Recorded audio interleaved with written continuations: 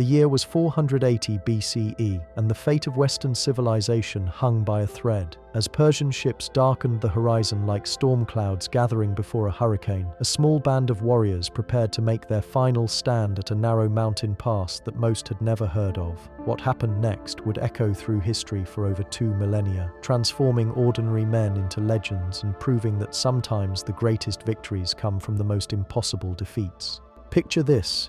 Nearly 2 million Persian soldiers, the largest army the ancient world had ever seen, marching toward a tiny Greek force that wouldn't fill a modern football stadium. The odds were so overwhelming that surrender seemed like the only rational choice. But rationality had no place in what was about to unfold at Thermopylae, the Hot Gates, where 300 Spartan warriors would write their names in blood and create a story so powerful that it would inspire countless generations to come. King Leonidas stood at the edge of destiny that morning, knowing full well that he was leading his men not to victory, but to immortality. The oracle at Delphi had already spoken her cryptic prophecy. Either Sparta would fall, or a king of Sparta would die. For a warrior culture that valued honor above life itself, the choice was simple. Death before dishonor, glory before survival. This wasn't just another battle. This was the moment when 300 men would prove that courage isn't about the absence of fear, but about standing firm when fear tries to break you.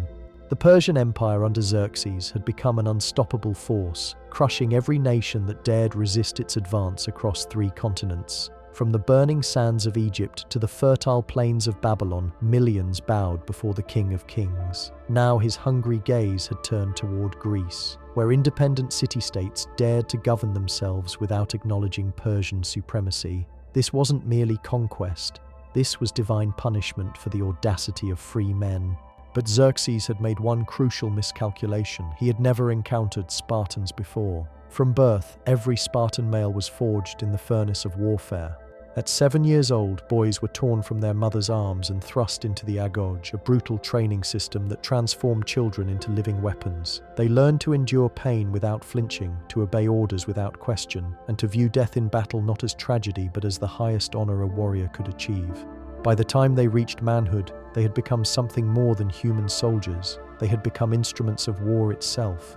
The narrow pass at Thermopylae represented the perfect killing ground for such warriors. Here, the vast Persian numbers meant nothing.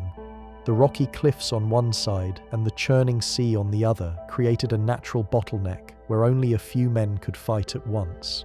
Leonidas had chosen his battlefield with the cold precision of a master tactician, transforming geography into his greatest ally. As the Persian advance guard approached, the contrast couldn't have been more striking. Xerxes commanded soldiers from dozens of conquered nations, men fighting for gold and glory but lacking the unbreakable bond that held the Spartan phalanx together. These were professional warriors, to be sure, but they fought for an empire, not for each other. The Spartans fought for something far more powerful. They fought for their brothers standing beside them, for their wives and children behind them, and for a way of life that prized freedom above everything else. The Persian herald arrived with Xerxes' final ultimatum, demanding the traditional surrender of weapons that had ended every other resistance. What happened next would become one of history's most defiant responses. When ordered to lay down their spears, Leonidas delivered words that would ring through the ages. "Come and take them." These 4 simple words contained within them the entire Spartan philosophy. They would not yield, they would not kneel, they would not compromise. The battle lines were drawn, and the greatest clash between East and West was about to begin. On one side stood the limitless wealth and power of an empire that spanned continents. On the other, 300 warriors who had already accepted death and found freedom in that acceptance. What followed would prove that sometimes legends are born not from victory, but from the courage to stand against impossible odds. Impossible odds. The first day of battle dawned with an eerie stillness that seemed to mock the carnage about to unfold. Persian scouts had reported back to Xerxes with descriptions that bordered on the absurd. The Spartans were calmly combing their long hair and performing gymnastic exercises, as if preparing for a festival rather than facing annihilation. The King of Kings laughed at these reports, unable to comprehend that he was witnessing the final preparations of men who had already made peace with their deaths. When the Persian assault finally began, it came in waves that seemed endless. The Immortals, Xerxes' elite guard of 10,000 warriors, advanced with the confidence of men who had never tasted defeat. Their bronze-scaled armor glittered in the morning sun, and their battle cries echoed off the mountain walls like thunder. Behind them stretched ranks upon ranks of infantry, archers, and cavalry from every corner of the known world. The very ground trembled under the weight of their advance, but the narrow pass transformed this overwhelming advantage into a fatal weakness. As the Persians funneled into the hot gates, they found themselves compressed into a killing corridor where their numbers became meaningless. The Spartan phalanx waited with the patience of predators, their bronze-tipped spears glinting like deadly thorns in an impenetrable hedge of death. The collision, when it came, was unlike anything the ancient world had witnessed. Persian shields shattered against Spartan bronze. The famous immortals discovered they were terrifyingly mortal as Spartan iron found the gaps in their armor with surgical precision. Bodies piled upon bodies until the pass itself seemed paved with the dead. The Persians came in waves, each one breaking against the Spartan line like ocean swells against an unmovable cliff.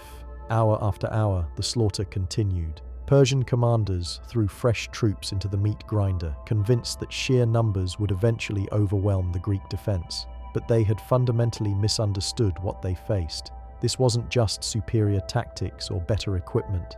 This was 300 men who fought as if they were extensions of a single deadly organism, each warrior knowing exactly where his brothers stood, each spear thrust coordinated with mathematical precision. The psychological impact on the Persian army proved almost as devastating as the physical carnage. These were soldiers accustomed to enemies who broke and fled when faced with overwhelming odds. Instead, they encountered warriors who seemed to grow stronger as the battle intensified, who laughed in the face of death and treated wounds as mere inconveniences.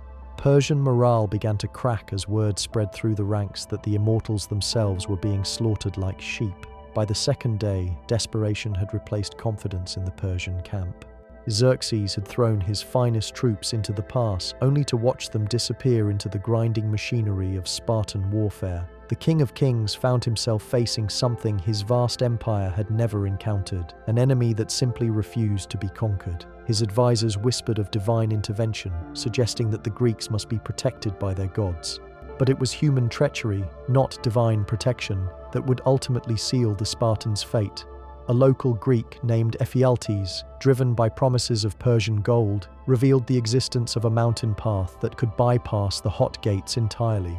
This narrow goat track, known only to local shepherds, would allow Persian forces to attack the Spartan position from behind, turning their perfect defensive position into a death trap.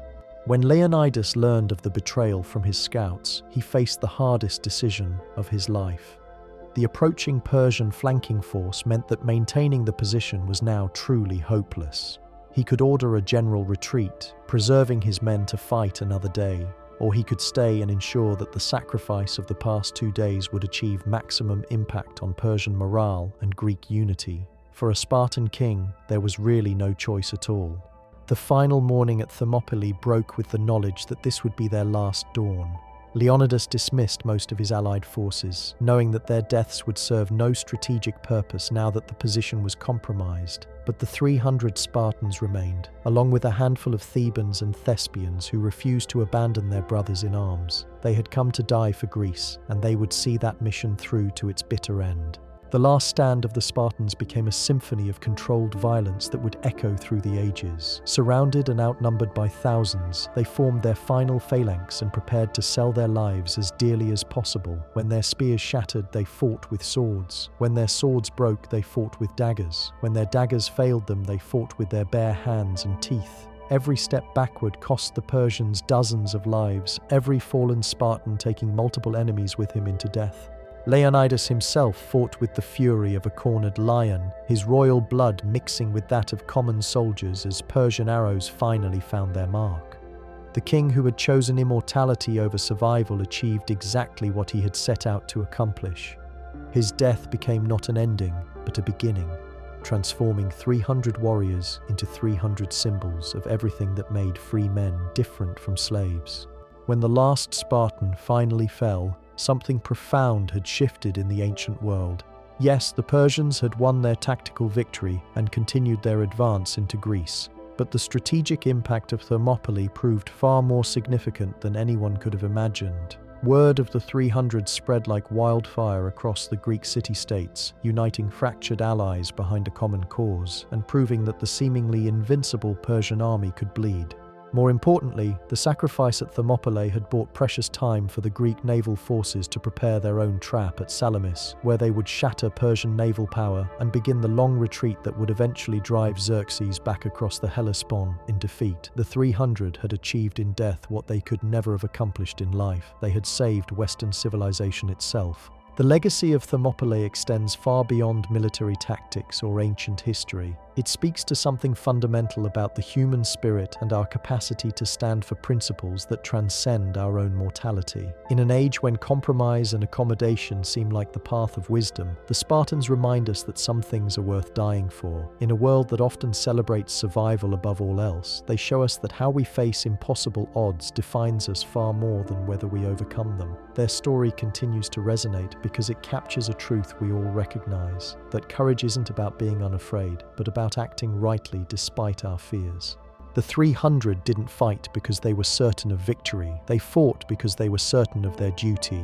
They didn't choose death over life. They chose meaning over mere existence. Today, as we face our own seemingly insurmountable challenges, the ghosts of Thermopylae whisper the same message they delivered over 2 millennia ago. Stand firm, hold the line. Remember that the greatest victories often look like defeats to those who measure success only in immediate outcomes.